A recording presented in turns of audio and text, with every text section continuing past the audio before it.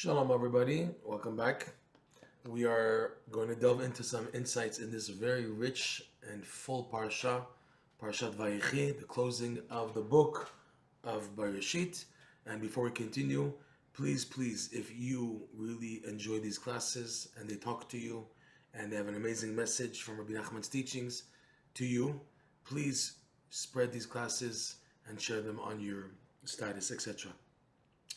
All right, we are going to go into today the initial blessing of Yaakov, or a blessing, or really a retort, a rebuke, if you want to say, to Reuven. Reuven was supposed to be the first in everything, being Yaakov Avinu's first drop of seed, and since Yaakov was so holy, so it would make sense that his first son should have all the ma'alot, all the high levels, all the credentials, all the good things. Okay, and in fact, Yaakov Avinu in his talking to Reuven before his passing, he mentions this. Let's look in the psukim here. This is Parshat Vayechi, chapter 49, the verses 1, 2, 3, and even 4. So it's like this.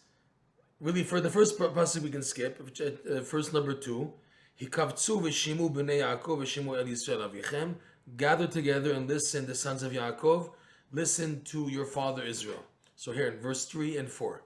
Reuven bechori atar. So Yaakov says, Reuven, you are my firstborn. Kochi, my strength.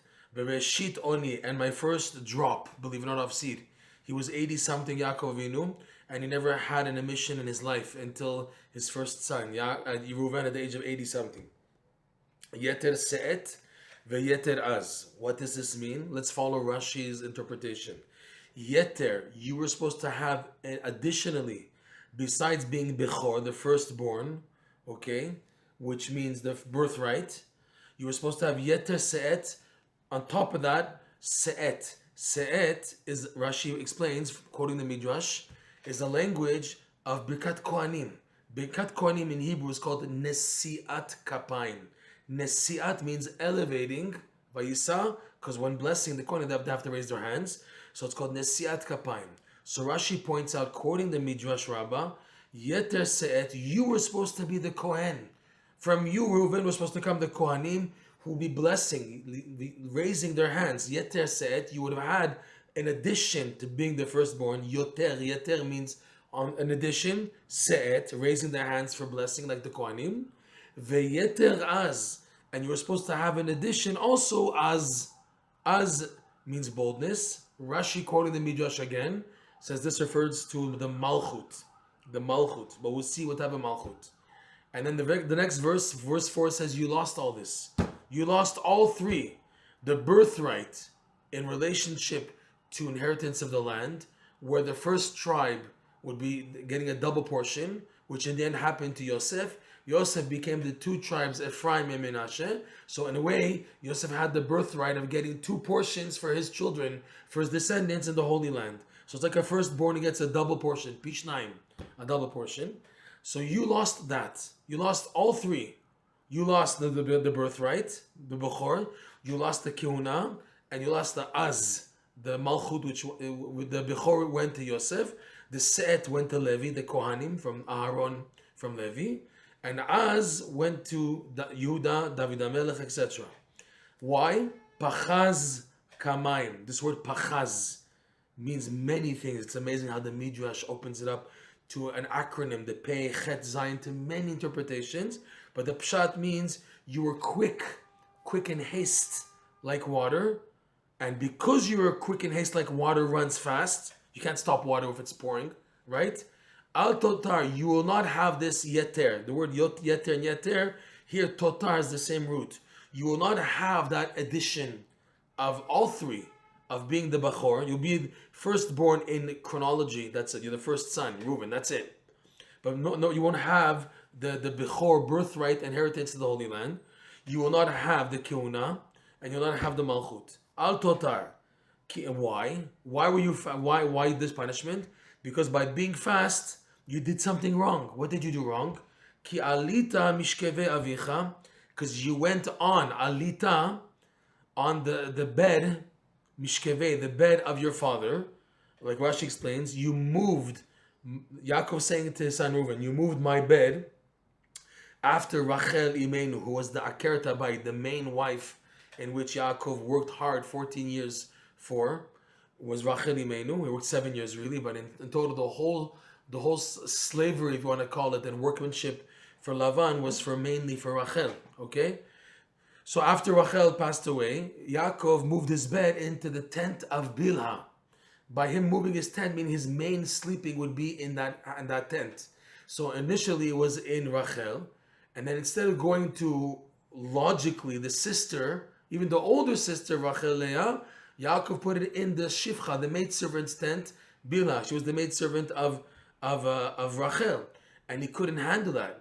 Rashi quotes the Midrash that Reuven said, "What? It's not enough that already my mother had to bend to my aunt Rachel. Now my mother will be in competition with the maidservant Bilhah," and he couldn't hold himself back. He moved the bed into the tent of Leah. So Yaakov is rebuking him for that, and you're not going to gain what you were supposed to gain because of this, right? Az chilalta yetzu Allah, you desecrated the bedding. Allah went up. That means you lost it. So there's a lot of questions here, just on a deeper level. What is Rachel and what is Leah? We see the qualifications, the characteristics of Rachel and Leah reflected into the name that the Arizal gives and the Zohar gives to what's called Tikkun Chatzot, the midnight lament. There is a mitzvah, it's a halacha, believe it or not, in the beginning of the Shulchan Aruch, that every Jew who the fear of heaven touches their heart should wake up early enough to mourn over the destruction of the temple. This mourning is done by reciting certain dirges and paragraphs of prayers and psalms. Okay, so it's broken into two parts. There's what's called Tikkun Rachel and Tikkun Leah. Tikkun Rachel is the first part of Tikkun Chatzot, which is the heavy-duty dirges of mourning, phrases from the book of Eicha, Yirmiyahu, etc., books which talk about the mourning of the temple. It's heavy-duty mourning is Tikkun Rachel. Tikkun Leah is all psalms, and they're all happy psalms, and they're good uplifting psalms, because that's what the book of Tehillim is. There's maybe 1 or 2 chapters which talk about sins and King David asking to forgive for the sins. But in the main, Tikkun Leah is more upbeat and more elevated, okay? Tikkun Rachel is said on nights of days where in the following day there will be tachanun. In other words, in the synagogue, there's no special occasion, so we do the normal, what's called tachanun, which means it's a day that we can mourn. And the mourning is reflected into Rachel, okay? Rachel represents the idea of mourning. Like with the verse reads, Rachel mevaka al baneha, Rachel is crying over her sons. The idea of Rachel is that of crying and mourning. Even though Leah, she initially cried because she was scared she would fall in the hands of Esav. That's before she got married. But once she was married, she was the happiest woman, Leah. Okay? And from Leah came the upbeat tribes. You have Levi, the Kohanim. You have Yehuda, David HaMelech. Okay, the upbeat, happy, upbeat attitude is Leah. Rachel is more into the mourning and the suffering and the pain. She even died at childbirth. She died when Binyamin was called. She called him Ben Oni, the son of my mourning, whereas Yaakov called him Binyamin. It's interesting to see what Rav Nosson says in the Likutey Moharan, that Rachel thought, the main way to bring Mashiach is through crying and mourning. That's why she called him Ben Oni. Binyamin, who the temple will be built in his plot. You know, it's like the Gemara says, Mizbeach bechelko shel toref. The actual altar of the temple is in the portion of Toref, a term of Binyamin. Binyamin had the actual altar of the Mizbeach of the temple in his part, okay? And that being the main functioning of the temple all year round, and she saw it be destroyed. So she called him Ben Oni, meaning that the way to restore the temple, the final temple, when Mashiach's coming, will be through the Jews crying, getting up at midnight and crying for the temple. Yaakov said otherwise. Yaakov called him Binyamin, saying, it's true that a Jew has to mourn, M-O-U-R-N, has to mourn and cry, but that has to be part of the day, a small part, not the main part, has to be the minimum part, the smaller part of one's day, of one's life, because the main thing that's going to bring Mashiach, the main thing that's going to bring the temple is Simcha, Ki besimcha tetzeu, with joy you'll come out, okay? So yamin is right. The right connotes chesed. Chesed, kindness, connotes light and joy, etc. So he said, it's true we have to mourn, but the main thing is the simcha. So now Rachel, her whole attitude is that of mourning, of within the suffering and the pain, getting somewhere.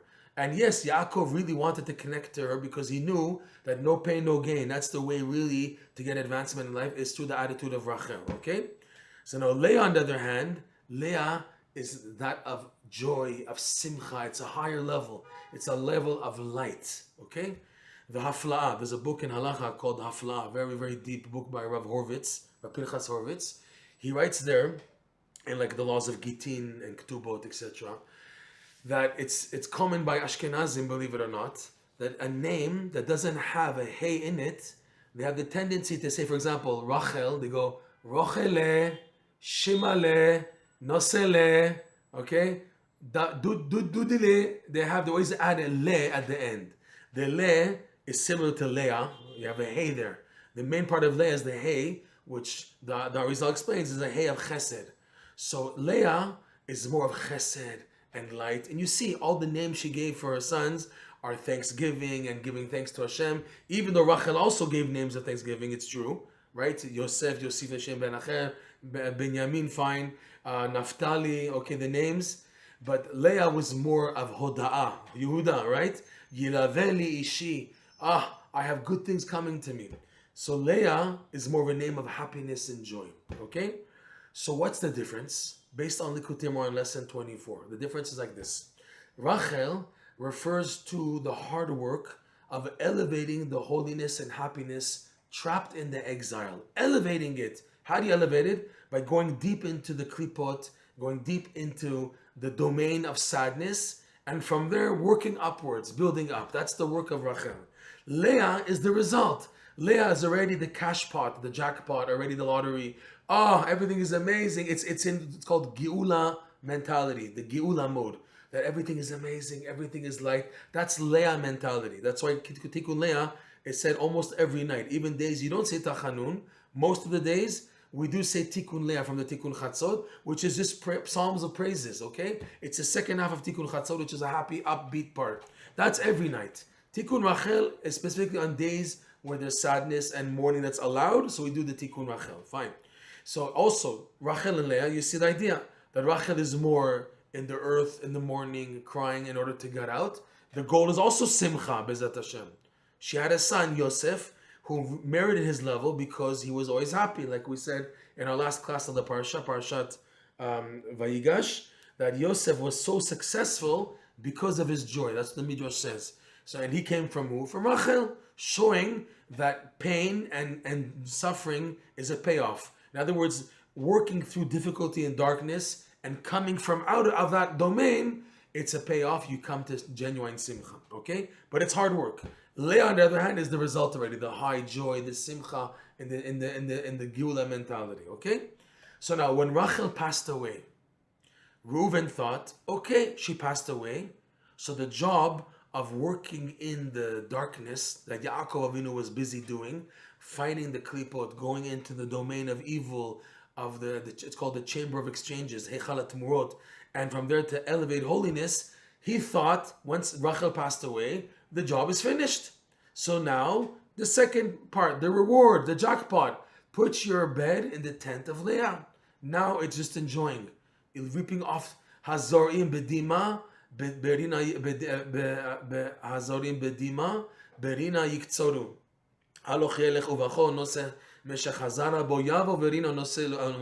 Those who invest in pain and in sadness, they will reap the benefits, the profits out of joy.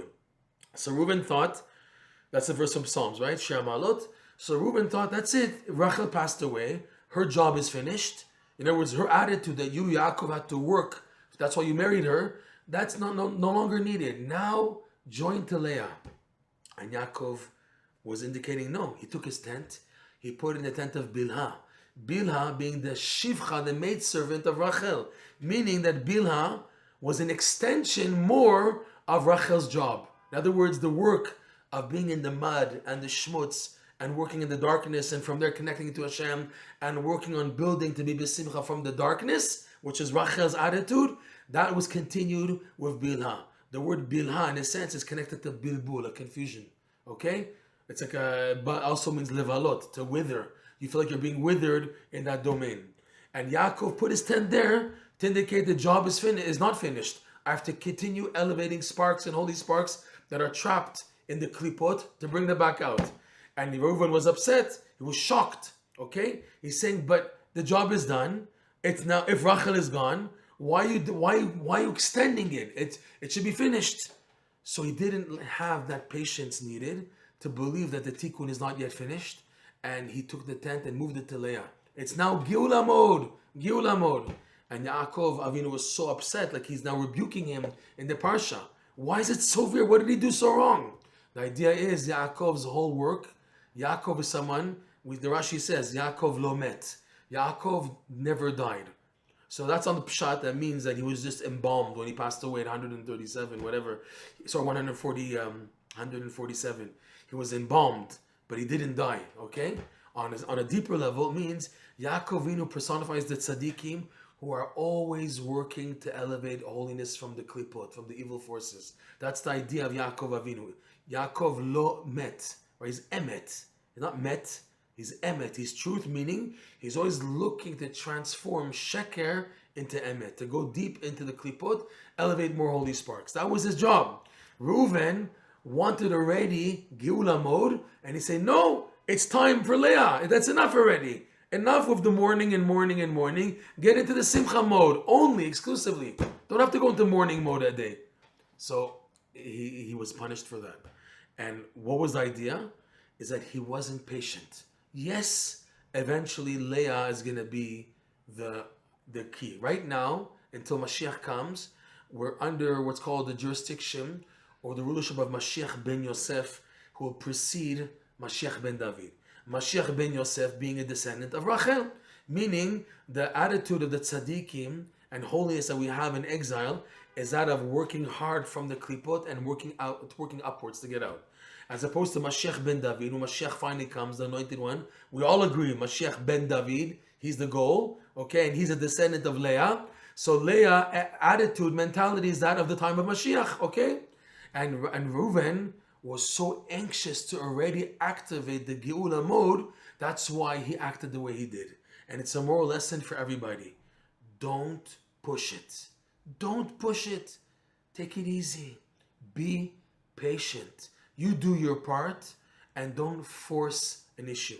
We see in history many tzaddikim who tried to force an issue, they lost out in the end. When people try to force something, you try to work for it hard, you see that it backfires. The main attitude is patience. The final geula is that of patience. They say the first two temples correspond to the idea of matzah, and the third temple corresponds to the concept of chametz. Meaning what? The first geula redemptions, we need to work fast. That's the idea of the fast redemptions.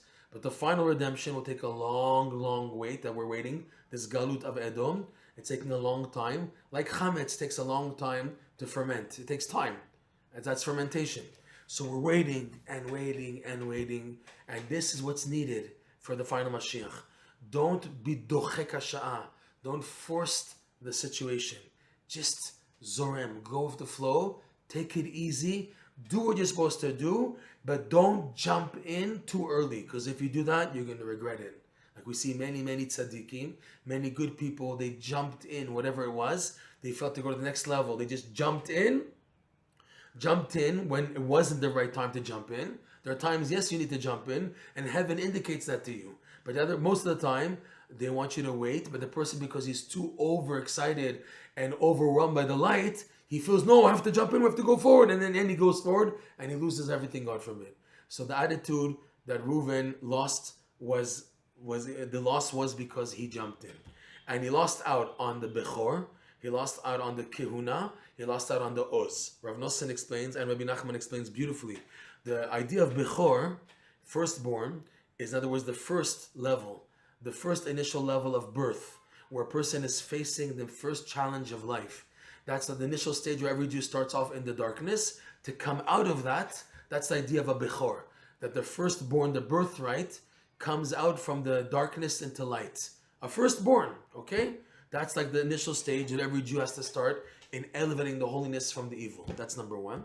Number two, Rabbi Nachman teaches when you succeed in elevating holiness track by being besimcha, which is the idea of a firstborn, because when there's a firstborn, everybody's happy. Everybody's happy to have a firstborn.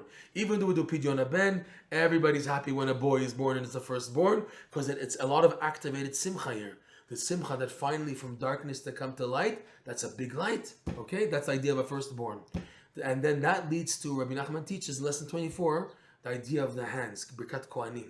The place of bracha is the hands. The Kohanim, the verse reads by Aharon, Vayisa Aharon et yadav el ha'am, vayvarchem. Vayisa, and Aharon elevated, like in this pasuk here, Yeter Se'et, he elevated his hands to the nation and he blessed them. Rabbi Nachman shows that the bracha is associated with the hands. So that's the idea of Yeter Se'et. And here, Oz is Malkhut, but complete Malkhut. Rashi says that Oz, boldness, chutzpah, holiness, is Malkhut. But Rav Nosson explains Oz also refers to joy. True joy is called Oz. Oz v'chedva bimkomo. Joy and delight is in Hashem's place. That joy is connected to simcha.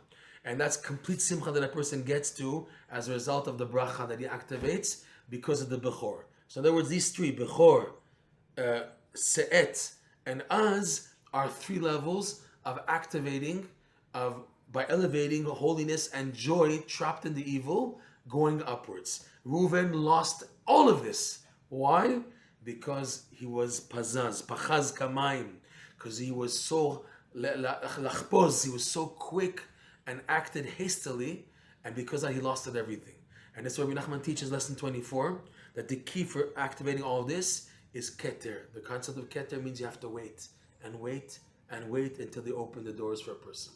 And this is what Reuven was missing technically, and it went to three other tribes, Yosef, Yehuda, and Levi. We should be zoche to learn from the Parsha, and to take it easy, and by taking it easy in life, to then reap all the benefits and all the brachot. Shabbat Shalom and all the best.